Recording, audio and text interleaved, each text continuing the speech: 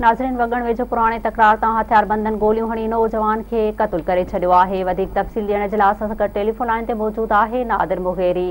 जी नादर, हिन क़त्ल बाबति छा तफ़सील आहिनि?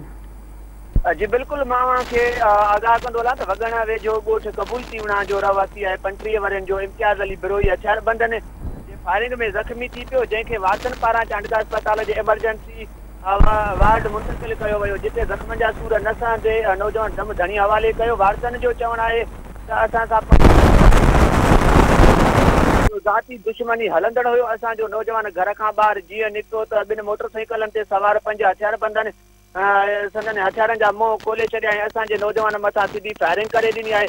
असांजे नौजवान खे क़त्ल कंदड़ 3 ॼणनि खे सुञातो आहे। बाक़ी मोटरसाइकिल जेके हलाईंदड़ हुया उन्हनि खे असां कोन सुञाणे सघियासीं। उन्हनि खे बुटूं लॻल हुयूं, उन्हनि में जेको आहे सो जेके सुञातोसीं उहे हथियारबंदनि जे पोयां पियासीं, पर हू फायरिंग कंदा मौक़े तां फरार थी विया। असांजो नौजवान ट्रकनि जो अॾो हलाईंदो हुयो, जंहिंखे हथियारबंदनि फायरिंग करे ज़ख़्मी करे छॾियो, जंहिंखे अस्पताल मुंतक़िल कयो, पर रस्ते में जेको आहे सो नौजवान फौत थी वियो। जॾहिं त नौजवान जो लाश ज़रूरी कार्रवाई बाद वारसनि हवाले कयो वियो। लाश घर पहुचण ते काराम मची वियो। कातिल जेके आहिनि कातिलनि खे पिटूं ऐं पाराता ॾींदा रहिया। गुड ट्रांसपोर्ट अॻुवाननि कातिलनि जी गिरफ़्तारी लाइ मुतालबो कंदे चयो त नौजवान जे क़त्ल में मुलविस जवाबदारनि खे जल्द खां जल्द गिरफ़्तार करे कानून जे पकड़ में आणे इबरतनाक सज़ा ॾियारी वञे, न त ॿी सूरत में सॼे ज़िले अंदरि ट्रांसपोर्ट जा अॻुवान सरापा एहतजाज थींदा। होॾां राब्तो करण ते SHO वगण मंज़ूर अली चांडियो ॿुधायो त वाक़ियो पुराणी तकरार सबबु थियो आहे, जंहिंजी मुख़्तलिफ़ रुखनि सां असां जांच कयूं पिया। कातिलनि खे तमामु जल्द गिरफ़्तार करे मक़तूल जे वारसनि सां इंसाफ़ कयो वेंदो ऐं कातिलनि खे कानून जी पकड़ में आंदो वेंदो। जी